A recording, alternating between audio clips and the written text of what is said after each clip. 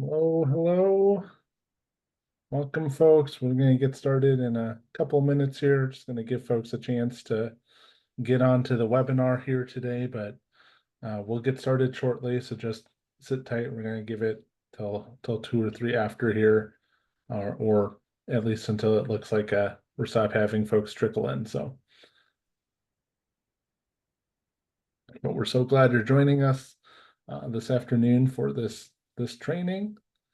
And again, we'll get started around 2 or 3 after.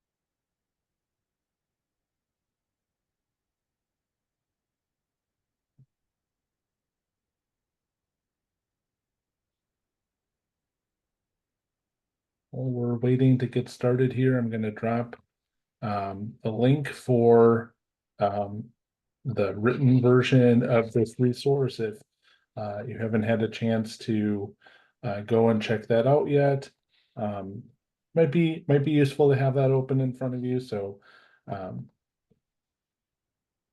I'll just drop that link here shortly.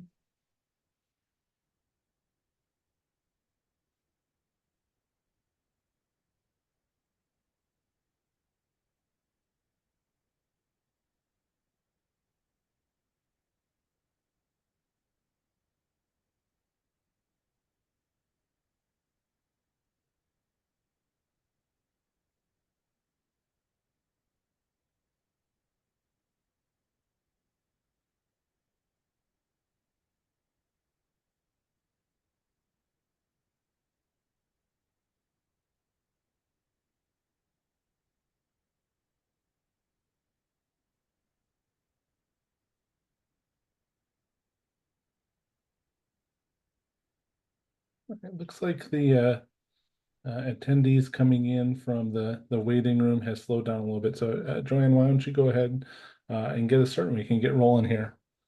Yeah, of course. Well, welcome again. Thank you so much for joining us today for our first ever Energy Code Advocacy Playbook training. I'm really excited to share our new playbook with you and kind of walk you through the steps of successful energy code advocacy. So before we really dive in, we're going to do some introductions. Um, so please, if you haven't already, put your name, your state, and if applicable, your organization in the chat. It'll just be nice for us to be able to connect and see where folks are joining us from today. My name is Joanne Lee, she, her. I am the policy manager here at Midwest BDC, and I am based out of Illinois. Jacob, do you want to introduce yourself real quick before we get started?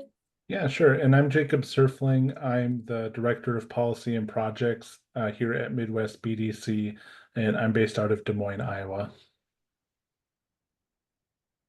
Perfect. I'm just going to give folks a moment to do that.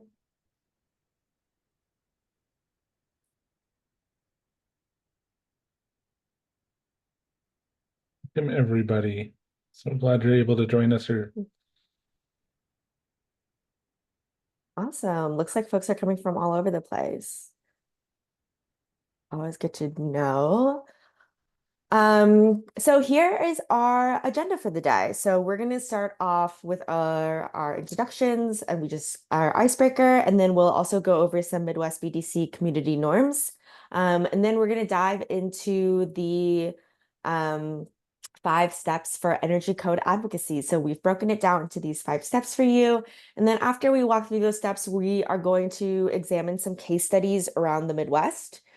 And then that will take us, and we'll do a little Q&A, and then that will take us to the end of our webinar today. So we're going to do a little icebreaker before we get started. Jacob, if you could do the poll for me now, that would be fantastic. You should see a poll pop up in just a minute here, and you're answering the question, What is your familiarity with energy codes? So one would be, I don't even know what energy codes are, which would make sense because you're here today. And five would be something closer to, I'm basically an expert and I could give this training if I needed to.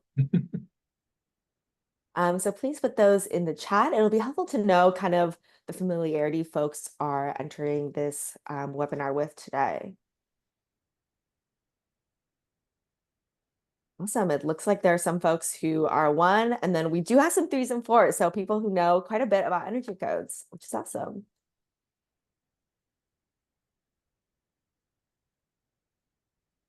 Okay. Before we get started and really start diving in case you're new to Midwest BDC, I did want to share a little bit with you about the organization. So our regional priorities are going to be the 8 states of Michigan, Minnesota, Illinois, Wisconsin, Ohio, Missouri, Indiana, and Iowa. We are a member-led coalition of nonprofits and community groups, professional groups, and individuals all working together to develop and implement equitable strategies to achieve zero emissions from the Midwestern building sector by 2050. So as part of this work, Midwest BDC hosts events and trainings like this one today, but we also facilitate working groups around different topic areas, create more technical resources. We also have a regranting program where we steward funding towards local organizations that are already doing this kind of work. So membership is free, and if you're interested in joining us as we work towards building decarbonization here in the Midwest, you can visit our website, which is at the bottom of your screen here. It's midwestdecarb.org. These are the community norms that we go by here at Midwest BDC and are just things to keep in mind as we navigate this collaborative space. I won't read them all to you.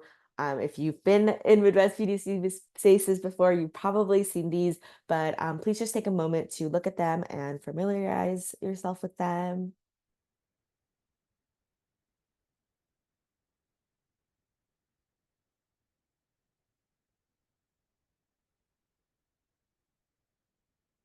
Awesome. A couple more things before we get started. We are in webinar mode, so please utilize the Q&A function or the chat for your questions, as well as to share any thoughts or learnings. Please also minimize the use of abbreviations or jargon. There are so many acronyms in this field and in this work. I know it can be hard to keep track of. I sometimes do it too. So if any of us use an acronym today that you're not familiar with, please just let us know and we will be sure to clarify. Also, a little less relevant since we're in webinar mode, but a note to please speak to the whole group and to minimize conversations that don't pertain to today's topic and agenda. Other things to keep in mind, everyone is a teacher and everyone is a learner. And show up as your authentic self and don't fear leaning in if uncomfortable topics come up. I think that is it for our introductory items.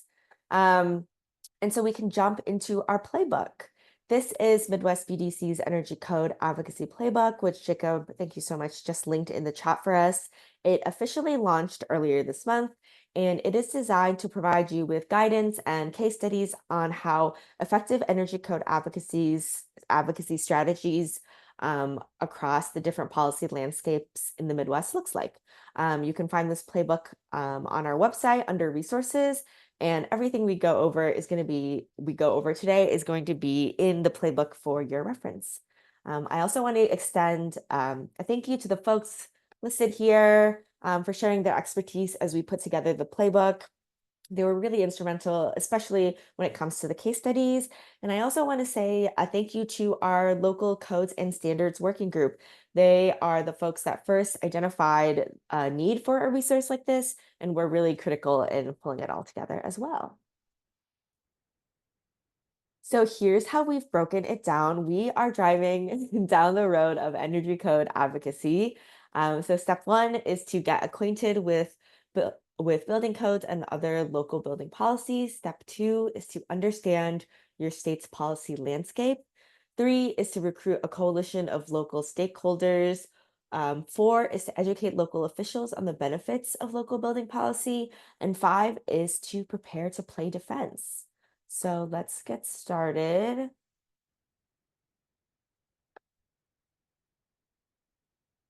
with step one. So, what even is an energy code? Energy codes set the minimum energy efficiency standards for new residential and commercial buildings. So, in other words, energy codes specify the worst house energy efficiency wise that can legally be built.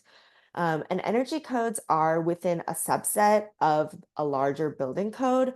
So while building codes cover things like overall safety and functionality, like regulations for how many emergency exits you might need or something like that, energy codes specifically address um, the energy performance of buildings. So that would be something like maybe requiring a programmable thermostat or making sure that the building has a good envelope so that you're not losing heat in the winter. There is no national energy code in the United States. Instead, governments can adopt their own code, typically based on model codes that are drafted by third-party organizations. Um, these model codes can also then be further modified to fit the precise needs of states and municipalities, and these are going to be called amendments. And amendments are either classified as strengthening or weakening, depending on the direction of the amendment. So if you had an amendment that pulled back some of the building envelope requirements, that would be considered a weakening amendment. And so you can imagine these model codes provide a really great starting point, but they are still quite customizable. So you can really amend them to meet your local needs.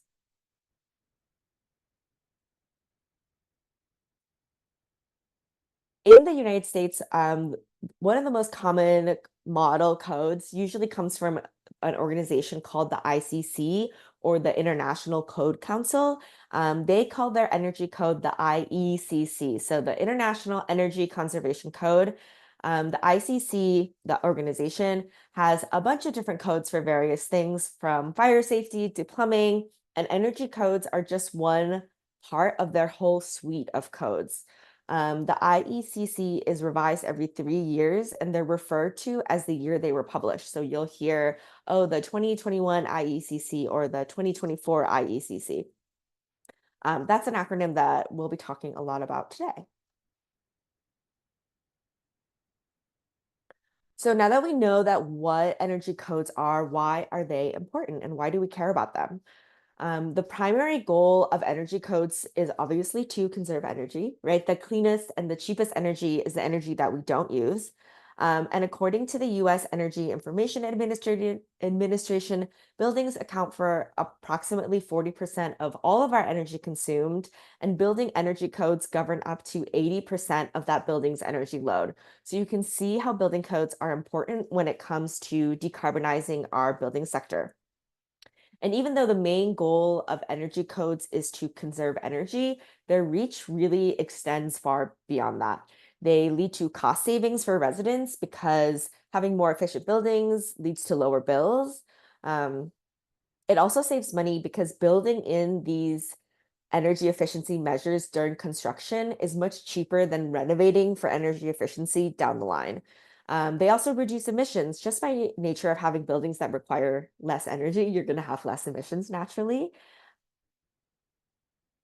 And as because energy codes account for so much of a building's energy load, they're really important to reducing our emissions and meeting our emissions goals.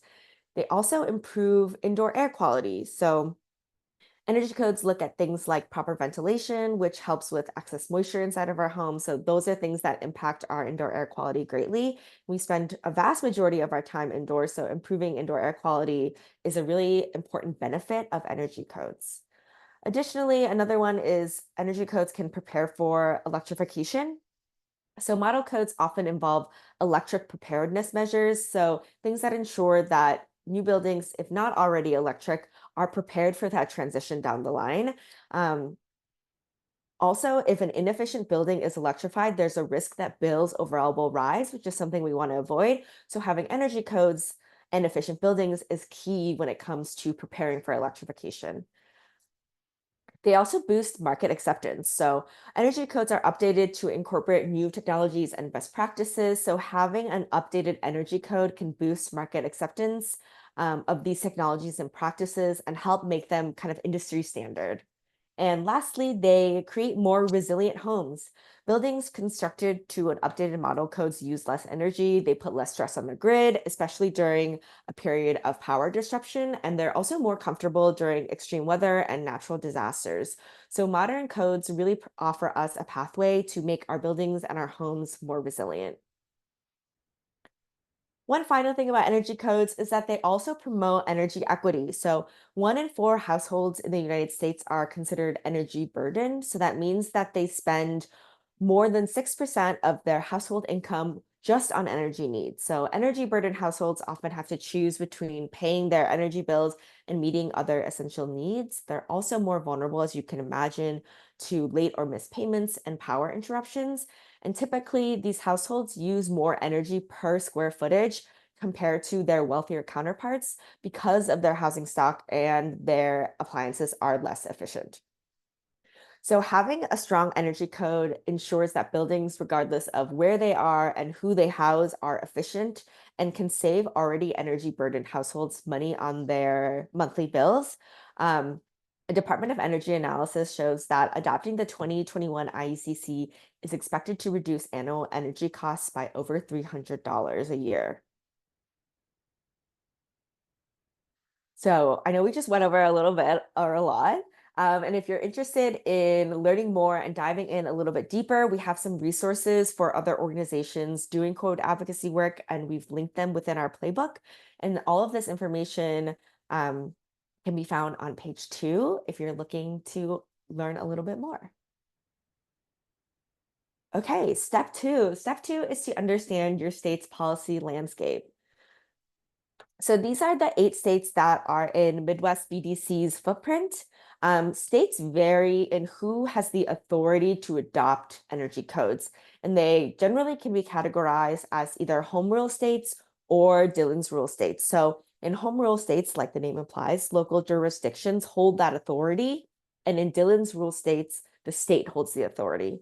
So functionally, home rule states have no statewide code and local governments have the authority to adopt new codes if they choose to. Um, but without any kind of statewide oversight, it can create a situation where you have a patchwork of confusing and outdated codes. Um, and because of this, home rule states often have less efficient codes if they even exist at all. And without any kind of minimum building requirements, this ultimately pushes costs onto residents and their bills. The other type are called Dillon's rule states, and these are states that have a statewide code. While Dillon's rule typically refers to setting a minimum baseline for energy codes, a lot of Dillon's rule states often restrict the flexibility to exceed this minimum or to adopt significantly more stringent codes than the baseline code. And then some Dillon's rule states have also created an even more rigorous version of their minimum baseline energy code called a stretch code. And this can be really useful and helpful for municipalities who want to encourage more energy efficiency without them having to develop the resources to developing their own and specific and unique building energy standards. It can also help balance a desire to let cities move faster on reducing building energy consumption while still maintaining some level of consistency throughout the state. This can really be helpful for states with both rural and urban areas. So it makes it that there's a baseline throughout the state while providing interested parties an opportunity to kind of be a leader in energy efficiency. But as you can see in this map here, states are generally referred to as home rule, and then Dillon's rule states are generally referred to as either min-max states, so they have a minimum and a maximum, and just states with a minimum. Okay, so we're going to go through a little bit about code adoption bodies. So in non-home rule states, it's important to identify what agency is responsible for code adoption. The Department of Energy maintains this state portal featuring dedicated pages for each state that provides details about the relevant adopting bodies. This portal is definitely linked in our playbook, but you could also Google DOE state portal energy codes and this will pop up. So if we use Illinois as an example, once you click on the state, you can click on state page. And it will allow you to see which bodies are responsible for code adoption. You can also see a lot of other useful information here, like what code is currently in effect, if there were amendments. They also do some model calculations on savings and things like that that are helpful and useful to know. I also would really suggest, once you know what body is responsible for code adoption, to visit their website. A lot of these departments and offices have email lists and listservs to help circulate information. So that can be a great way to know what's going on in your state regarding to building code. Um, Alternative policies. We also want to highlight some ways to boost energy efficiency beyond just adopting energy codes. And we're going to go over 3 common ones today. So this could be a route for advocates looking to advance building energy efficiency in an unfriendly state environment, or in cities that have, decent baseline codes, but people want to go above and beyond, but don't have necessarily an alternative route like a stretch code available to them. So the first policy is benchmarking. And benchmarking mandates that buildings monitor and report their energy and sometimes water usage data. Um, and it can be helpful for building owners to pinpoint areas for improvement and to set informed targets for other policies. Typically, these only apply to commercial or multifamily buildings over a certain square footage. So if you lived in a smaller building, you wouldn't be required to do this. But tracking usage is a really important step because it's much harder to set targets to decrease energy usage if you don't know how much you were using before. So there are quite a few cities in the Midwest that have benchmarking policies, like Columbus, Ohio, Kansas City, Missouri, and Ann Arbor, Michigan. The second alternative policy is a BPS, or a building performance standard. A BPS sets targets for building performance, typically measured by energy use or by emission. And these get stricter over time with the goal of long-term improvement of existing buildings. Building or energy codes and BPS can be complementary policies, with BPS tackling energy use and emissions in existing buildings, and then energy codes tackling new construction. St. Louis, at least to the extent of my knowledge, is the only city in the Midwest with an active BPS. It was adopted in 2020, and they set their ordinance to apply to all municipal, commercial, and residential buildings over 50,000 square feet. And so the city will establish targets based on past benchmarking data, and then these targets will get updated every 5 years. The final alternative policy is tax incentives. Local governments can also provide tax incentives to promote more sustainable and energy efficient building practices. So an example of this would be Cincinnati, which offers tax breaks for buildings that are constructed or renovated to meet certain environmental building design certifications. So for example, like LEED.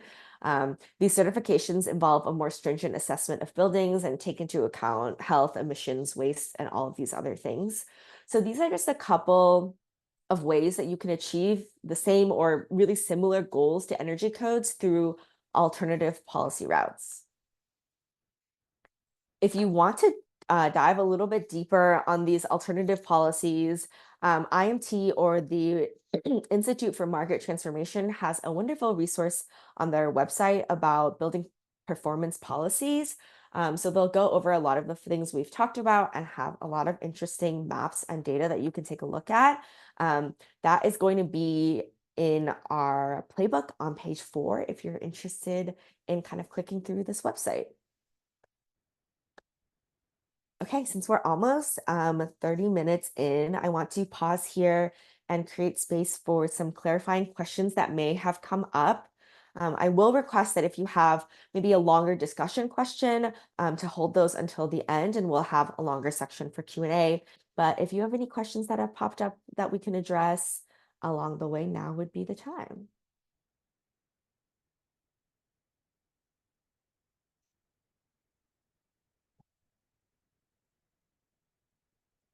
Okay, let's move on to step 3 then. So step 3 is to recruit a coalition of local stakeholders. So governing bodies seek feedback during the code adoption process, but as you might imagine, public comments and public hearing, but as you might imagine, participation is often quite low. Other stakeholders in this space range from builders, and contractors to community-based organizations and utility companies.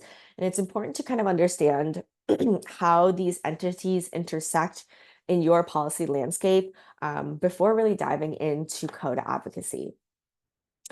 Um, One thing to keep in mind is to look for stakeholders with similar goals. You don't need everyone to be so perfectly aligned in values because this isn't like a formal coalition, but it helps to find unique ways to collaborate.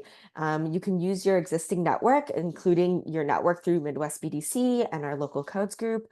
Additionally, you could consider looking at past dockets to identify and know who has previously participated in these kinds of processes in the past.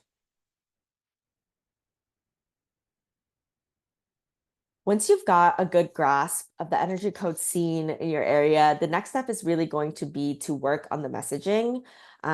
It's would be helpful to find out who the players are in the discussion to see if there are any missing or underrepresented viewpoints. And bringing in fresh perspective and data-driven insights can really make a big impact with your talking points. Another thing to think about when developing your messaging is existing climate plans or clean energy goals. So many state and local governments have made these commitments. And if your area has a similar goal, it could be helpful to kind of make the connection on how energy codes align with these goals that they have set. And also, don't forget to tailor your messaging for your audience. Knowing the views, the authority, and the motivations of different decision makers is really going to help you frame your arguments to address their specific concerns and priorities. And these are just some key talking points that you may want to highlight. I don't have them linked out here, but they are all referenced in the playbook and cited in the playbook. So the first is going to be cost savings. So reducing energy consumption obviously lowers household energy costs. And the DOE estimates that current energy codes provide over 30% savings compared to codes from a decade ago. The second is emissions reduction. By reducing energy consumption, the related emissions also decrease. And a study by NREL found that energy codes are one of the most impactful policies that can be implemented locally to reduce carbon dioxide emissions. Energy codes, like we talked about, also improve indoor air quality. Energy codes get updated to remove hazards and to make buildings a safer place to live. And recent codes have a focus on tight building envelopes, proper ventilation, moisture control. These are all things that are important for indoor air quality and for the resiliency of our homes. Updated energy efficient codes enable buildings to consume less energy, reducing the strain on the power grid during emergencies and lowering the need for things like backup systems. Additionally, a tight building envelope can improve comfort during extreme weather and natural disaster. We're going to take another quick question break. So we'll take any questions at this point in the chat.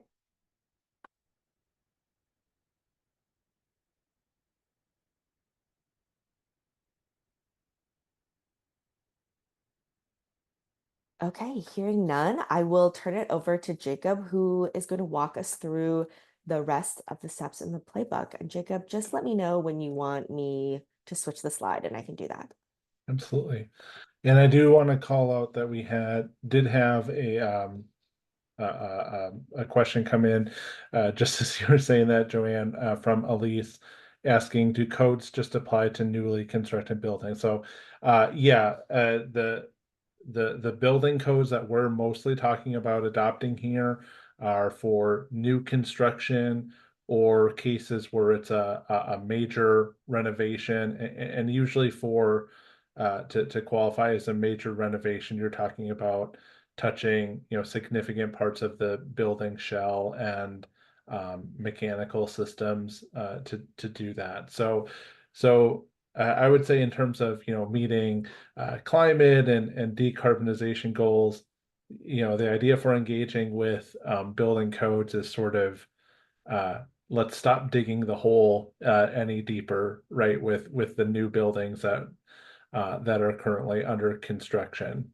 I will say that if we went back to some of those alternative or complementary policies, that Joanne mentioned before, such as benchmarking or building performance standards. Those do apply to existing buildings.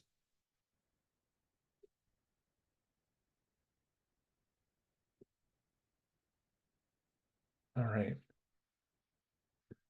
Yeah, so I'm going to continue with these last couple of steps in the road, and maybe the ones that will take the longest for you as an advocate. But step number 4 on that path is after you have educated yourself on this topic, after you've understood what the context of what can be done at your state and local level is, and found those allies that can make this case with you, beginning that process of educating your local officials on building policy. So this may look different depending on, which of those different tracks or situations you find yourself in. In states with a statewide code, in some cases, they may be required to at least review or at least or potentially even adopt new codes on a certain schedule. Usually that's a 3 or 6 year cycle, kind of in line with when those new model codes come out. So if that's the case, if that's a requirement in your state that they at least do that, and states that we work in, like Michigan, that's the case, then there's going to be a formal process with that state agency that Joanne talked about, identifying in the portal there to submit comments on that, either verbally at a public hearing or through written comments. And this is where you're going to make use of some of those other resources and talking points that you use to educate yourself to go ahead and make the case to those building officials. And when those opportunities present themselves, that is very nice, and we should definitely take advantage of that. But we also want to encourage you to also take advantage of other informal ways to engage with stakeholders and decision makers, recognizing that not everybody is going to have a guaranteed formal process to participate in, whether that's because you're based in a home rule state where there isn't a state requirement to go in and do that, or if state law doesn't necessarily require that governing body to make updates to the code on a set schedule, and it's just sort of on their own basis. You may have to make the case to those entities or other folks with pull that this is an issue that they care about. So this might look very similar to forming your coalition of stakeholders, right? Identifying where this intersects with things that they care about, especially if they're not necessarily a climate or clean energy champion, but they do care about community resiliency or health or keeping resident bills low, making sure that they understand that building codes impact those other things and it's not necessarily this niche issue. So looking for those more informal opportunities as well. If we go to the next slide, I will say, just in terms of resources for helping you do that, especially if you're a Midwest BDC member or considering doing that, taking advantage of Midwest BDC's Train the Trainer program, where we provide you with slides and scripts and talking points and things like that to go talk to interested groups and about building decarbonization. That can be a useful resource for combining that with some of these more code specific information that we link in the playbook to have those conversations with local officials. And we also have our ongoing local codes and standards working group, which meets monthly, the fourth Monday of each month, so that you can kind of compare notes or get that support and feedback from other folks that are doing this type of advocacy in different areas and see what messaging and things like that they are finding effective as well. And then the final step that we identify in the playbook is that preparing to play defense. So this is both in terms of making sure that whatever gets adopted is as strong as it can possibly be, but also recognizing that just because something got adopted doesn't mean that that can't change in the future, depending on the political situation and wherever you had your win. So we want to make sure that these are new standards that are there for the long haul and not just there for a year or two before they get dismantled. So if you go to the next slide, just a couple of things to remember at the towards the beginning of the presentation, you heard Joanne talking about that. It's not uncommon for jurisdictions to adopt one of the model codes, but also make their own amendments to it that are maybe reflective of some sort of local context or nuance that needs to get addressed, or was the result of advocacy to alter some portion of the code. So important during that uptake process to know that not all uptakes of an IECC, whatever year it is, are created equal, and make sure that you're watching for those weakening amendments, things like continuous insulation or electric readiness are really popular targets for who will likely be your opponents there. If they don't think that they can defeat a code update or code adoption completely, they might look to start picking apart those little sections of it that they can make weaker. So watching out for those during the advocacy process. And then again, making sure you're continuing those advocacy and education efforts even after adoption.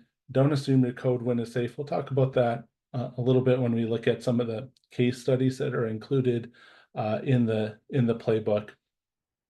And then the other piece there, and probably a really key a key piece, getting back to step 3 of forming your local coalition of stakeholders. This is really the time to make sure that you are uplifting those stakeholders and collaborators that have real technical and in the field experience to back up your defense. So any builders or developers or architects that were part of your coalition to get this passed, this is the time to spotlight them, because their technical expertise will carry weight if they're pointing out that the savings are going to outweigh additional costs on projects and things like that.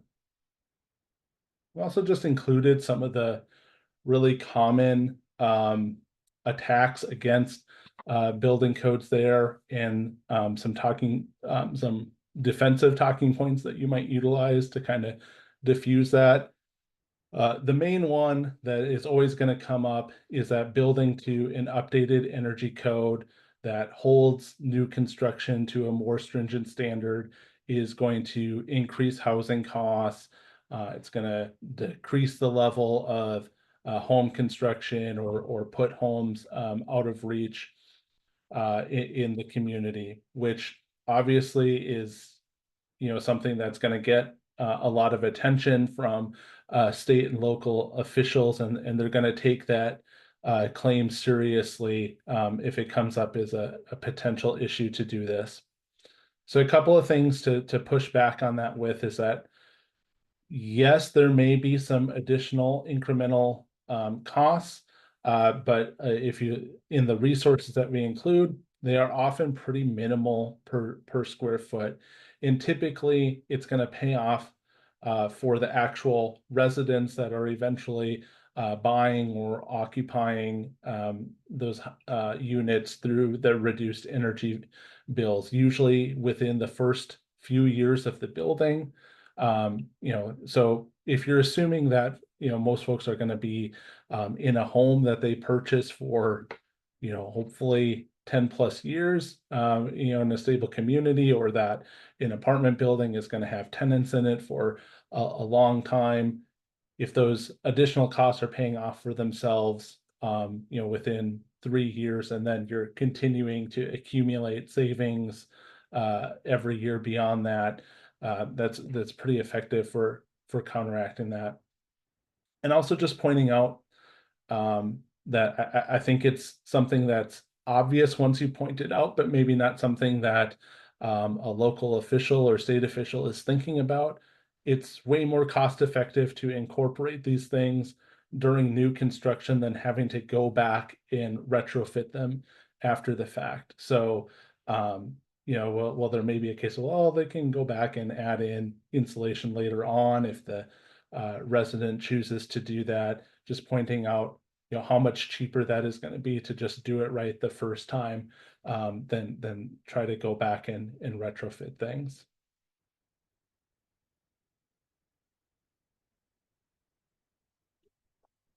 And that's not an exhaustive example of things that'll come up and things that you may have to play defense for. So I, again, will just kind of call out those continuing support systems and resources that Midwest BDC offers as a coalition.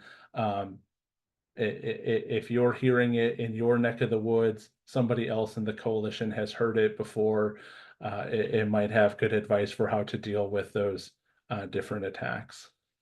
I might pause there before we get into some of the case studies that were included in the playbook, just to see if we had any questions at this time.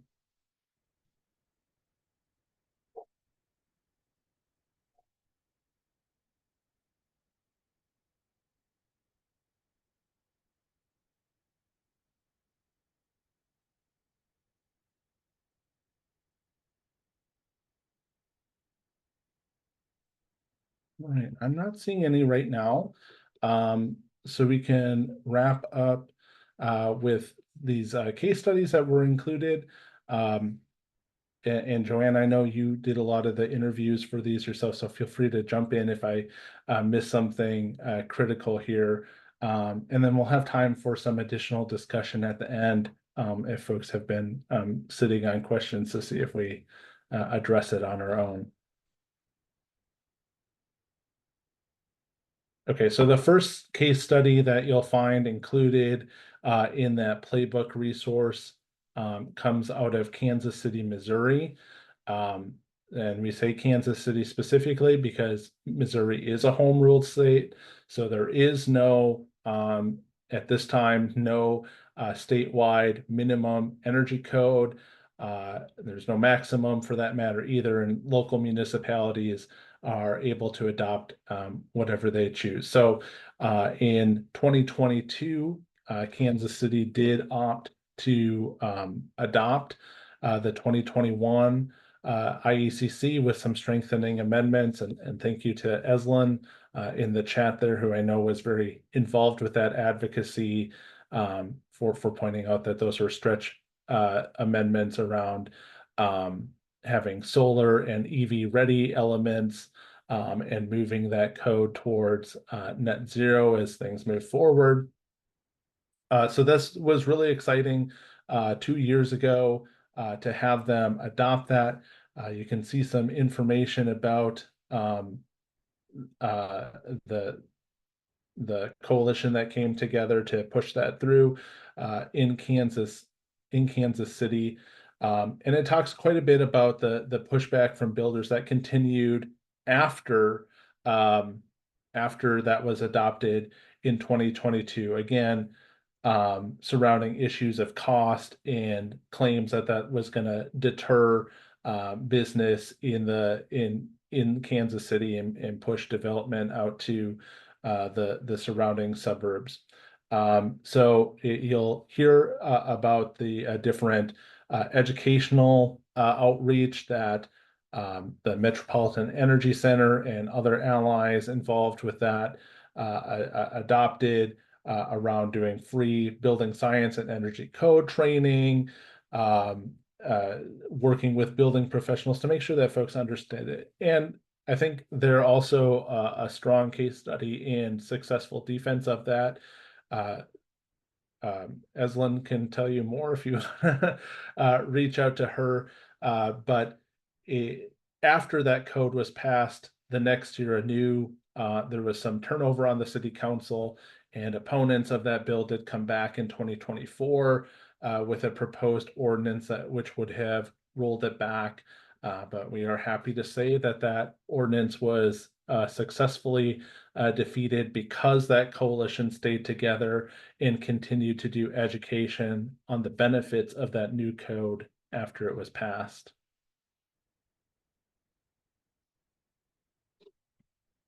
The next case study that we had in the playbook is around Minnesota. So Minnesota is one of our Midwest BDC Dillon's rule states. They have a statewide code that both functions as a minimum and a maximum. So every jurisdiction in Minnesota is held to the same building energy code standard. They have a process in which they're required to look at that code, or at least at the time that the case study starts, we're required to update, look at that code every 6 years, but not necessarily update it based off of whatever the recommendations coming out of that review process were. That has since changed. Minnesota passed legislation that sets a mandate for continuing improvement to their building code until they hit a near net zero level in 2036 now. But I think the fact that when that process began 2 years ago in Minnesota, that the residential code was very outdated, really demonstrates the need to have champions within some of these more formal review and adoption process, and the limitations of who typically gets invited to be involved in that process, that it was very home builders dominated in previous years, and they had kind of successfully slow rolled any updates to that point. So you can learn more about that Minnesota process in the playbook as well. And then the final case study that we include in there is Illinois.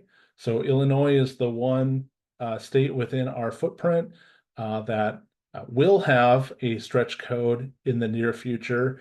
In 2021, Illinois passed a piece of state legislation called the Climate and Equitable Jobs Act, or CEJA, and included within that act was a requirement that Illinois had to develop a model stretch code that would be available for municipalities to adopt.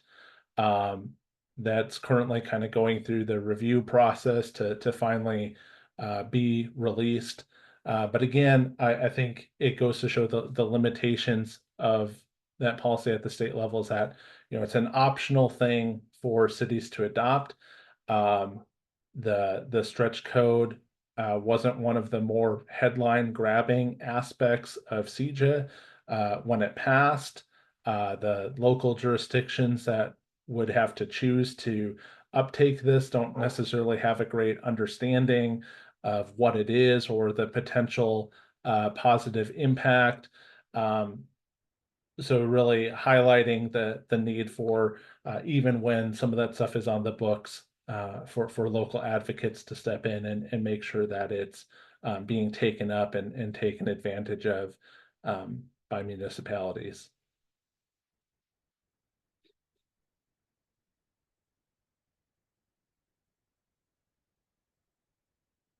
So again, I'll drop the link to the playbook in the chat there one more time for anybody who hasn't had a chance to download that yet. You can also find any of our other resources at midwestdecarb.org/resources. We're obviously recording today, and we'll be working to get this up on the website. So if you have other potential folks in your network that you might be forming that group of local advocates with, that you want to see these things and take advantage of this, please direct them there, and let us know. We're happy to support those local on the ground efforts as best we can and connect you with advocates who have been doing this other places, to help mentor your process to success. Again, midwestdecarb.org for any other information about the coalition or becoming member or other resources that we offer.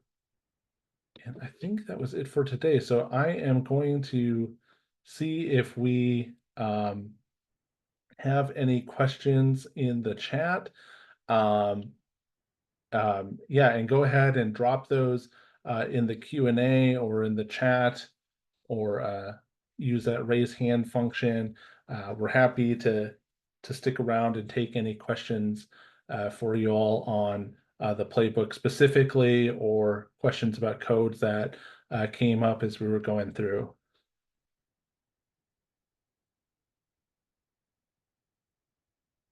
Yeah, Ashley, I believe you're right that Texas is also a home rule state. I don't personally have any connection to folks doing work in Texas right now. But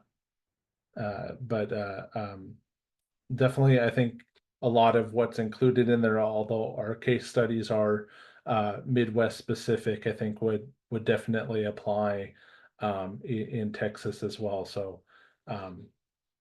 definitely, if there's something there that they can take advantage of. And I would also say, you'll see links in there to resources that Metropolitan Energy Center in the Kansas City area put together. And I would imagine that that is a great resource for folks doing work in any home rule state.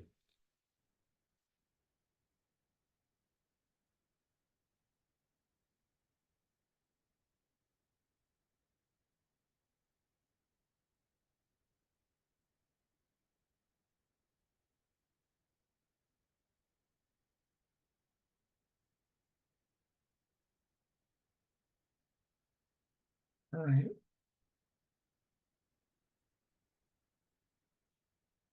I will also just drop my email in the chat for anyone if you um, think of a question after the fact, or just feeling shy with it right now. That's totally fine. We're happy to have you all reach out and answer any questions on the resource or getting involved with Midwest BDC. And I'll just do one last call for any questions or discussion that anybody had.